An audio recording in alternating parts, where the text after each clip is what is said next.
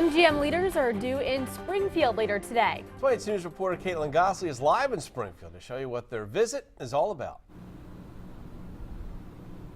Well, here on Howard Street, there have been big changes that have been visible to MGM Springfield's construction site. Now, take a look at your screen. 22 News has been tracking the demolition of the former Zanetti Elementary School as that demolition continues. It's the first major structure to come down on the MGM's casino grounds. And as that demolition continues, MGM officials are expected here in Springfield today. They're set to tour this construction site alongside local city and business leaders. In total, the casino grounds will cover 14 acres of Springfield South End. And one of the major ongoing issues with this construction has been the proposed changes to the original design plans that MGM wants to make.